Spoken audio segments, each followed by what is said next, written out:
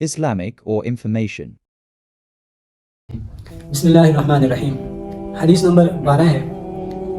नबी अलैहिस्सलाम ने फरमाया ला यदखुलुल जन्नता क़त्तातुन, चुगलखोर जन्नत में दाखिल नहीं होगा। चुगली और ग़ीबत ये तकरीबन करीब हैं इनका मफ़हूम। दोनों में दूसरे की बुराई होती है।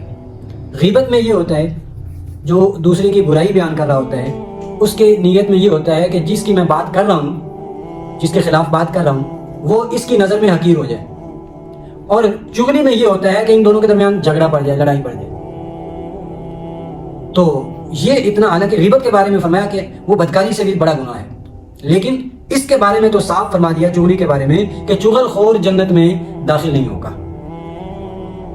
चुगलखोर जन्नत में दाखिल नहीं होगा। तो इसलिए कोशिश करते रहना चाहिए कि किसी भी मजलिस में बैठे किसी की बुराई ना हो। इस्लाम तो हमें जोड़ का सबक देता है, आपस में इत्तेफाक और मोहब्बत का सबक देता है। हत्ता कि अगर कहीं दो आदमियों के दरमियान लड़ाई और झगड़ा है और उसमें आपने सुलह करवानी है और वहां वाक़े के खिलाफ भी अगर आप बात करते हैं तो ये आपको इसकी इजाजत है, वो आपका झूठ शुमार नहीं होगा। आप तौरिया से काम लेते हैं। मसलन दो आदमियों के दरमियान में आपस में चपकलश है, एक के पास जाकर आप कहते हैं कि दूसरा तो आपके बारे में बड़ी अच्छी बातें कर रहा था, वो तो कह रहा था बस मेरे साथ थोड़ा सा मसला बन गया, वरना आदमी वो बड़ा अच्छा है, उसमें ये सिफत है, ये सिफत है, ये सिफत है।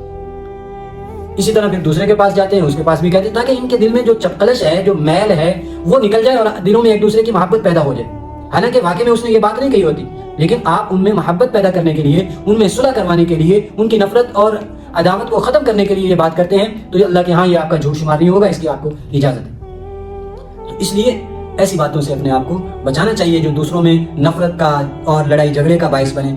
ग़ीबत और चुगली से बचने का क्या तरीका है कि जिस मजलिस में आप बैठे हैं, अगर वहाँ आपके सामने कोई ग़ीबत करता है या किसी के आपके सामने किसी के साथ किसी की ग़ीबत और बुराई बयान करता है, तो पहली बात तो ये कि आप उसको रोक दें। और अगर रोक नहीं सकते तो फिर आप कोशिश करें कि बात का रुख चेंज कर दें। ये भी नहीं हो सकता तो फिर आप ये है कि आप उस मजलिस से अपने आप को बचा लें। इस तरह करने से आप बरी ज़िम्मा हो जाएंगे।